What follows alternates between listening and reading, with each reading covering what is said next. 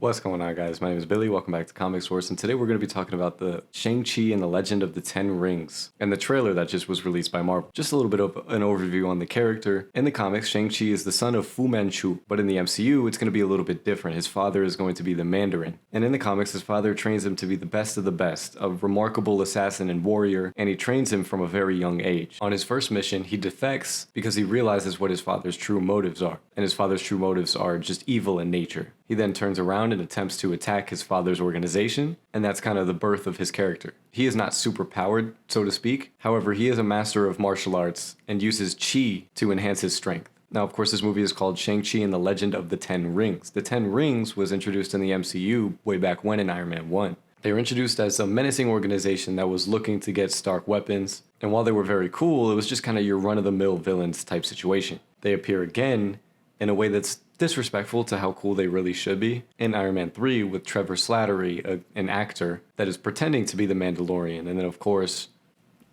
Aldrich Killian is the Mandarin, but really he just adopted his name. They do clean this up in the All Hail the King one-shot, where a member of the Ten Rings points a gun at Trevor Slattery in prison, and I'm glad that they used that to be able to use the Ten Rings later on. But as far as the trailer goes, I love the feel of this trailer. It doesn't feel like a traditional MCU movie, and the beat that is playing in the background is just absolute crack. In the trailer, we're introduced to 4 important characters besides our hero, Shang-Chi. We're introduced to the Mandarin, who by now needs no introduction. I'm very excited to see what his motives and what he's just gonna do in general in the movie. We're introduced to his sister, which if I butcher any of these names, oof, I'm sorry. His sister's name is Shang-Chi Hua. She was raised in a similar way to her brother, but when they both betrayed their father on accident, he banished her and then told Shang-Chi that she was executed, which is just kind of the birth of her resentment towards her brother. We're introduced to Razor Fist, a talented martial artist and mercenary who is an adversary of Shang-Chi in the comics. And I would like to put in a side note that in my research on his character, I noticed that he was contracted to assassinate Wolverine in Madripoor. Of course, we were just introduced to Madripoor in Falcon and the Winter Soldier,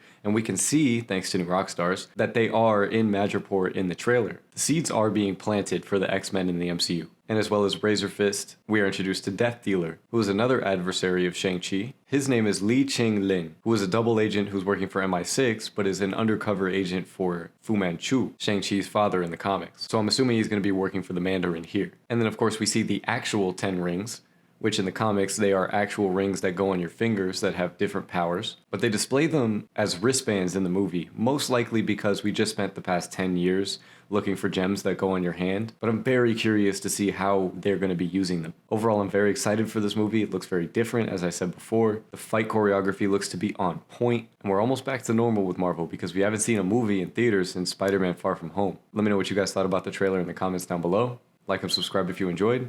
Peace.